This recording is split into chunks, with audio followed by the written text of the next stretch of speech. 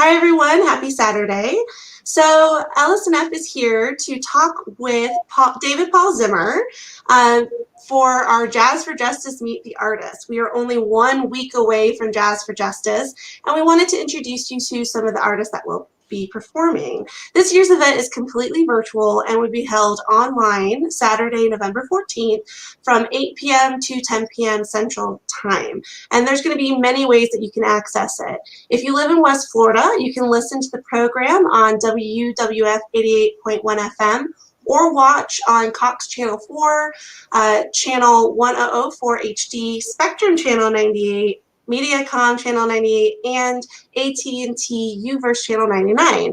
For those wanting to watch online or in the eastern part of the Panhandle, you can also join us online on Facebook Live at Legal Services of North Florida's Facebook page, or on WWF's Facebook page as well. So let's introduce our first artist today, David Paul Zimmer. David has more than 20 years experience recording, performing, writing, and collaborating. He is based in Northern Florida and is active as both a solo performer along with playing in the indie rock band Driving Lights. Welcome, David. Hi, Charlotte. Thanks for having me. Thank you so much. We're excited to have you here today. So first thing we want to ask you is, how did you get into music and what are your inspirations? Yeah, so I'm a Tallahassee native. I've been in Tallahassee for a lot of years now. I grew up here. I took a guitar class in high school, and that sort of got me into music. I always wanted to play music in some way. I was into like Guns N' Roses and all the 90s music that was happening back in the day. I had a very nice guitar teacher that let me make all kinds of noise in class and learn to play songs. And so I continued to play through college. I didn't start to play in bands until I was in my 20s, and spent a couple of years in Nashville playing with some bands there, and then moved back to Tallahassee to be closer to family. So what I do these days is not like the 90s music that I grew up on. I play indie folk music is the genre that we describe it as. So it's a lot of acoustic, more sort of natural sounding music, a lot of acoustic instruments. And I write and produce here at home and collaborate with a lot of people. I have a community that I collaborate with to try to get music out on the film and TV and advertising. And I release music as David Paul Zimmer. Awesome. That sounds great. So you have it sounds like a pretty eclectic background of different types of music that have probably informed your style. Is there a favorite song or style that maybe right now that you enjoy covering or have covered in the past? As far as cover songs go, I like to sort of put a unique spin on, popular songs and put my own sort of acoustic spin on songs. So there's I don't know if you remember Fine Young Cannibals, She Drives Me Crazy. I like to cover that, and I might release a cover of that one of these days. As far as stuff that I listen to these days, I like a lot of, like I got into Wilco 10 or 15 years ago. They're still a big favorite of mine, and bands like The National. And then more recently, there's a guy named Gregory Alan Isaacoff, who I like because he also goes by 3 names, but he's a good folk artist out of Colorado. It's one of my favorite things recently. So yeah, those are my more recent influences, things like Wilco and Ryan Adams and some of the alt country stuff that's going on out there. Okay, so that means that I don't know if maybe those are the bands in particular, but what would be maybe your number one Spotify song then when you look back at 2020? What is Spotify going to say is your number one song? Oh man. Well, I can tell you what I've been into just recently. I'm always kind of looking for new stuff on my Instagram. I try to post like lesser known things that I'll come across via, Spotify playlists and things like that. I just came across a band called Bahamas that I had never heard of. He's from Canada, and he's apparently very popular. I'm kind of late to the game. Okay. I think he might be very popular in Canada. And maybe less so here because he has just millions and millions of streams on Spotify. But anyway, he goes by Bahamas, and he's a singer-songwriter, and it's just sort of like quirky lyrics and real stripped down sort of recordings. It's really well produced. He played with Feist. I don't know if you remember the band Feist from a bunch of years ago. So that's a cool thing that I've just come across just literally recently. So are you normally trying to find the more indie, more maybe low key kind of individuals, more, or it sounds like that's kind of what you go for? Yeah, I do. I try to find bands there's a lot of Spotify and YouTube playlists out there that I've tried to get on, and they promote those sort of artists. There's a lot of amazing stuff that's out there. There's so much out there these days, though, that it's kind of hard to cut through the noise. So I like to find those. There's a guy named Henry Nozuka, I think his name is, that I just came across recently that has some really cool songs with like classical guitar, just really, really chilled out classical guitar songs that I came across recently. But yeah, it's a lot of fun to find things that are like in my genre that are really great that, you know, might not have broken through already.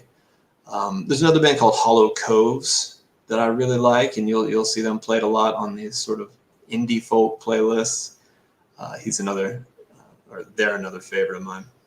Very cool. I don't think I'm indie enough. Like I listen to Bon Iver, but maybe like I need a little bit more indie. So I'll have to go looking for some of these. Right. Yeah. No, he's like the creme de la creme. That's it. Oh, okay. When I try to describe people who don't really know the genre, like what kind of music I play, I have to say, Bon Iver and like, who are the other biggest ones? You know, Wilco's a big name. So yeah, with so much music out there these days, you have to find that one that people might recognize, and that's definitely one. Neil Young is a big one in terms of genre. Describe it as a lot of acoustic. Very cool. So as far as, you know, these are all people that influence you. Well, what about your own music? So tell us a little bit about the type of music that you've been releasing more recently. In fact, I do believe that you just released a new song pretty recently. Yeah. Just in October, I released a song called "You're Kind of Crazy." It's a love song. It's a very sort of sweet song with lots of acoustic guitars, a little bit of strings going on in the background. Now mid-October. And it's got picked up on a few playlists. It's been getting some attention on Spotify and out on the web. So I'm really excited about that. So it's fun to see. It's fun to go on Spotify and see that your music is being listened to in, Brazil or Europe or wherever. That's really exciting to see. So yeah, it's up on Spotify. You can find it on any of the streaming services. It's on YouTube. It's on all the things. Awesome. And if you will notice below, for those who are watching, you can see or find all of David's music either via his website, or we also have his Instagram and Facebook handles below. So definitely be sure to check that out. So I know that you perform locally. We talked a little bit about that before we got started today. So when you are about to go perform, you've been doing this for few decades now. Do you ever still get nervous before you go and perform right before a show, regardless, like, I don't know if size matters or like it's 5 people versus 50 or 500? Every time. Okay. That's part of the fun. Yeah, I always get a little bit nervous. Honestly, I get a little bit more nervous to play for like 3 people than I would a giant room full of people. But there's always a little bit of jitters before we play. I think it's part of the fun, and it's whether or not you can. I think some of the nerves can kind of propel you to play a little bit better with more energy and things. So fortunately, yeah, I do get nerves, and I think it helps. I think it sometimes makes you play better. Yeah, no, that makes sense. I mean, I can't imagine. I mean, you don't want to hear me sing, so my nerves would be through the roof about trying to sing in front of an audience. Right. Yeah, for singing, I get a little bit nervous. If I had to speak in front of a group of people, though, then forget it. Then then I'm super nervous. Okay, well, it's great when you're doing virtual stuff, you don't actually see your audience. So it's fantastic. You're just talking to the screen normally. Okay, well, that sounds awesome. We really appreciate you taking a few minutes to hang out with us and tell us a little bit about yourself and about your music. We are going to see if we can preview a song, if it will let us today. Oh, it looks like we won't be able to preview it today. All right. Well, we won't be able to preview your song today, but we do encourage everyone to check out David's music at dpzmusic.com, or you can check him out via Instagram or Facebook with the handles that you see below.